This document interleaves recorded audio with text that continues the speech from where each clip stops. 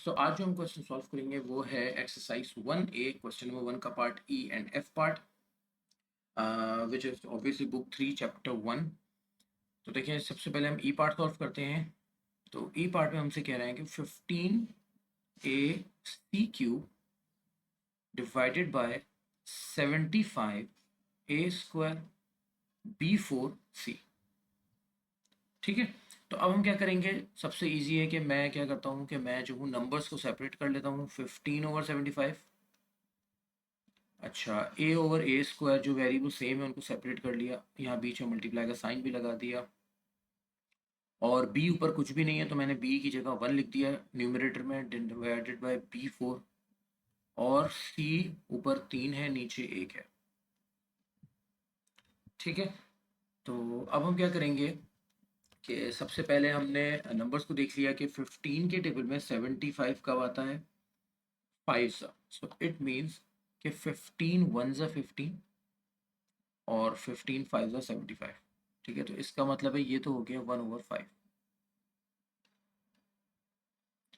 Multiply by. ठीक है, denominator में 2a है तो ऊपर 1 है, 1 हम लिखते नहीं है, नीचे वाले 2 ऊपर जाके माइनस हो जाएगा तो 1 - 2 हो जाएगा इंटू 1/B4। ऊपर कोई भी b नहीं है तो मैं इसको ऐसे ही लिखा रहने दूंगा, माइनस नहीं करूँगा। और c के अंदर क्या है कि यहाँ पे 3c है और डिनोमिनेटर में 1 है तो मैं इसको -1 कर दूँगा। ठीक है, वो जो हमारे पास रूल होता है वो हमने यूज़ कर लिया। सेम बेसिस डिवीजन हो रही है, बेसिस सेम है तो पावर सब्ट्रैक्ट हो जाएगी। ठीक है, तो ये हो जाएगा 1/5 A⁻⁻1 मल्टीप्लाई। ठीक है, ये क्योंकि पॉजिटिव में ही रखना है मुझे तो मैं इसको कुछ भी नहीं कर रहा, ये ऐसे ही रहेगा इनटू, और ये हो जाएगा C3-1²। ठीक है, तो अब सिंप्लीफाई हो चुके हैं ये। अब हम क्या कर लेंगे कि हम नेगेटिव एक्सपोनेंट्स को हम पॉजिटिव कर लेंगे। तो इसका मतलब है कि ये हो जाएगा C² डिवाइडेड बाय 5AB4। -1 थी पावर, नीचे आके +1 हो गई तो इस वजह से +1 हम पावर में लिखते नहीं, तो ये मेरा आंसर हो जाएगा। ठीक है, यानी कि सिंप्लीफाई कर दिया मैंने जितना हो सका।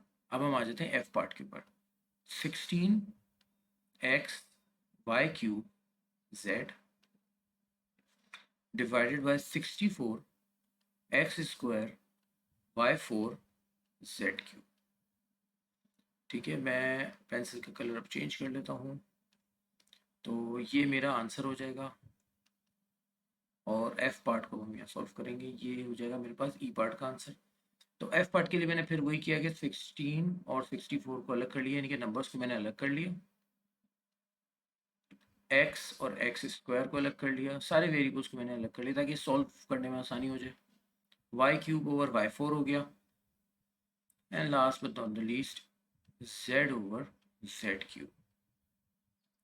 ठीक है, तो 16 4 ज़ा 64 होता है, तो 16 के टेबल में 64 आता है 4 से, तो इसका मतलब है कि 16 1 ज़ा 16 4 ज़ा, तो इसका मतलब है 1/4 तो मैंने अपनी जगह पे लिख लिया ऐसे। ठीक है, फिर उसके बाद अब आपको नज़र आ रहा होगा कि यहाँ पे 1 पावर है, ये भी 1 है, मैं लिख लेता हूँ, ज़रूरत नहीं होती है मगर फिर भी सॉल्व करने में आसानी होती है। 2 ऊपर जाके माइनस हो जाएगा तो ये ऐसे हो जाएगा। फिर उसके बाद 3 - 4 हो जाएगा, नीचे वाली पावर ऊपर चली गई, और ये हो जाएगा 1 - 3। ठीक है, तो 1/4 x⁻⁻1 into y⁻⁻1 into z⁻⁻2। अब देखिए क्वेश्चन में हमारे पास गिवन है simplify each of the following. इसमें कहीं ये नहीं लिखा हुआ है कि आपको इसका जवाब पॉजिटिव एक्सपोनेंट्स में देना है, तो आपका ये आंसर भी सही है, ये भी आंसर है। कुछ लोग इसको ऐसे भी लिख लेते हैं कि x⁻⁻1 y⁻⁻1 z⁻⁻2 divide by 4। मगर एग्जाम में मेरी यही आपको एडवाइस होगी कि आप पॉजिटिव एक्सपोनेंट में जवाब दें, पावर माइनस में नहीं होनी चाहिए। तो इसके बाद इस लाइन के बाद मैं इसको यहाँ पे ऐसे लिख दूंगा कि 1/4x y z², क्योंकि पावर 1 हम पॉजिटिव में लिखते नहीं है तो हम यहाँ पे इसको ये आंसर करते हैं। तो आई होप आपको समझ में आया होगा। Thank you.